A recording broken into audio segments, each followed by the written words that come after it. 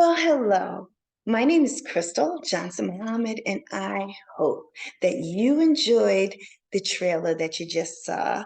And I put it together as a prelude to this research proposal that I've been working on for 16 weeks. This research proposal is actually birthed from a real problem that we are plagued with here in our world, and that's divorce. I created this project out of a pure desire to put an end to the astronomically high divorce rates that we've been seeing lately, that's been trending, and to try and really see what I can do to combat that or save or try to save marriages.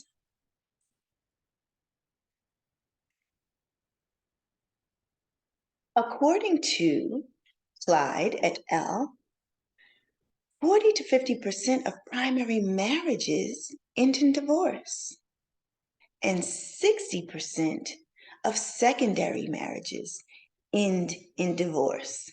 These statistics are extremely high and they're very disturbing.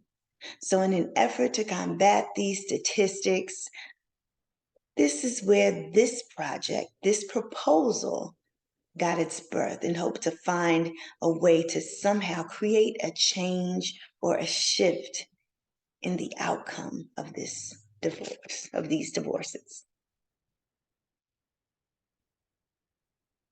According to the book called The Five Love Languages by Gary Chapman, 1992, there are 5 ways to communicate how we receive love.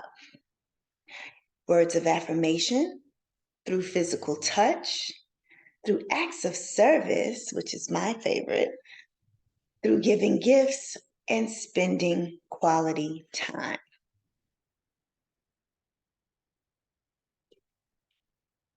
Now, maybe there's others. Maybe there's not just 5. But according to Gary Chapman, who is the best-selling author of this book, who sold over 6 million copies, he has agreed and he has made it known that those 5 are the key to what resonates with individuals and how they communicate love. So, how do I bring this together? How do I create a design on a project that can make a difference in today's world with these disturbing statistics? Well, I created my hypothesis. My hypothesis says, move my picture. My hypothesis says that this research has proven that utilizing love language that specifically resonates with your significant other will have an impact that can modify or change dissatisfaction in a relationship to satisfaction. And that's what we want. If you are dissatisfied in a relationship, what can we do to become satisfied? Why are we not satisfied? Well, Dr. Chapman, he began to speak on this thing called a love tank. All right. And this is like a fun way to gauge love capacity, if you will, by what he calls this love tank. It's almost likened to a motor vehicle, right?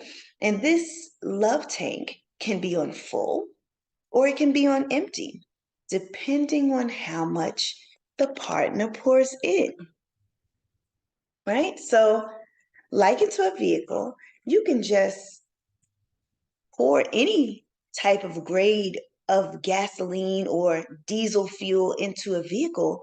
And although that tank may be full, if you're pouring diesel into a car, the car is still not going to move, even though it's full, because it's full with the wrong thing.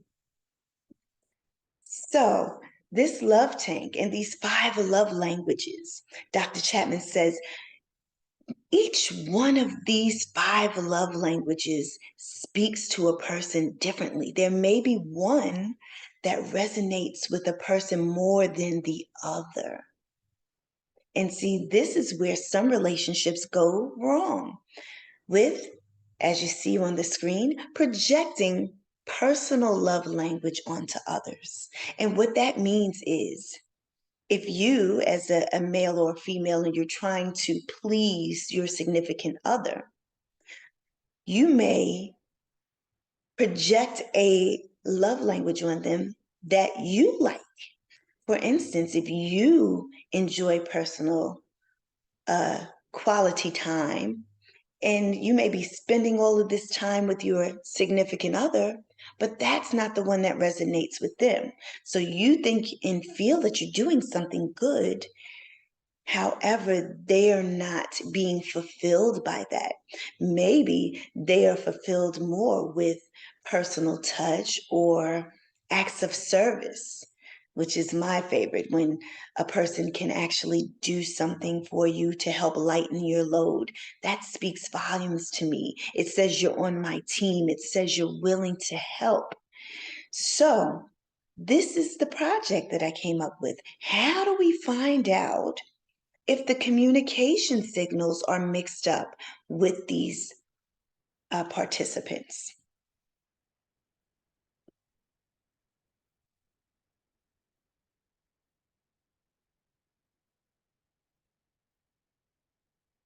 Okay, so what methods did we use? The method that I used was a non-probability voluntary response. It was a sampling method that I used to gather a representation of a population of people who really felt that poor communication was the number one cause of their marital conflict.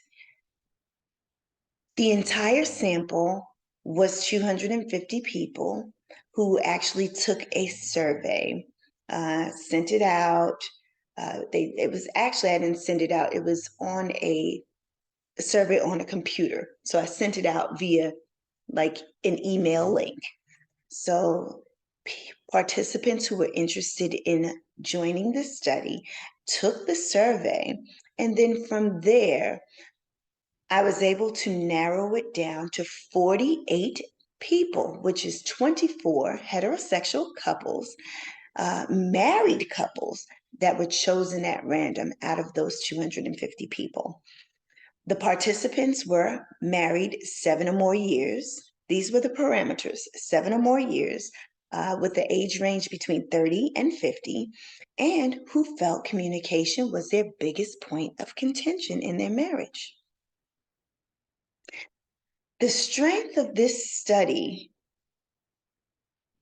concludes that love language that specifically resonates with your significant other will have an impact that creates awareness and allows participants to become more in tune with their partner and their partner's needs. So how did we go about that?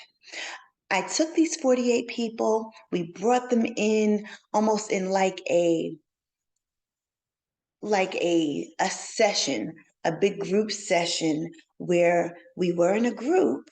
However, I did separate all of the couples to their own area. They had comfortable seating, they had mood lighting, just set up like a romantic feel so that they would still be in a mood and have a desire to want to continue with this and go through with this and know that this is going to help their marriage. So I handed out a survey. The survey consisted of 30 questions, and this particular survey was going to find out whether your love language is what you thought it was, or if you didn't think you even had a love language, this survey would pick up on what it is that resonates with you, that you love, so that now your partner knows how to respond to you appropriately. So 30 questions. Each question had a choice between 2 answers, and you circled the answer that was most appropriate to you. At the end of that survey, Everything was tallied, and whichever love language received the most points was the love language that resonated with the participant. We created a personal profile for each participant so that they knew from any of the surveys we did, any of the questionnaires we did, they had their own personal survey that was given to them after the entire study was done. So they could take it home, read it, become more self-aware. They could swap with their partner, read their partners, so they can become more self-aware about what their partner is and what their partner likes. So this is helping to bridge that gap of communication. The limitations in this study, what I found was that finding out what your love language was did not necessarily cause satisfaction because they had to act on it. They had to have a moment or a chance to act on it.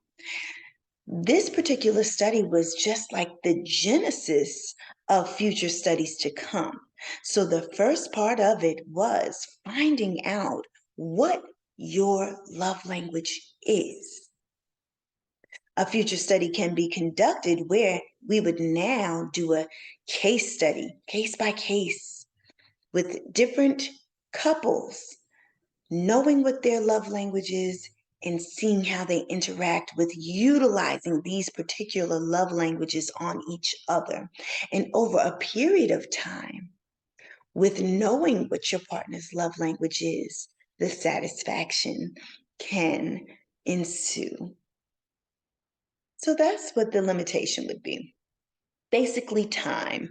Again, it was just the beginning and finding out what really is the love language, and now we can actually put it into practice in the future.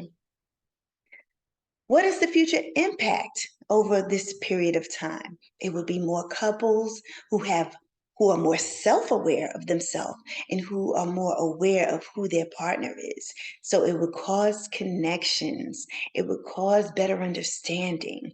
And you know how your partner wants to be loved.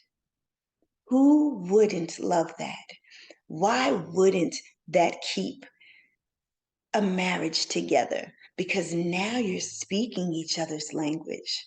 So I loved this particular research proposal.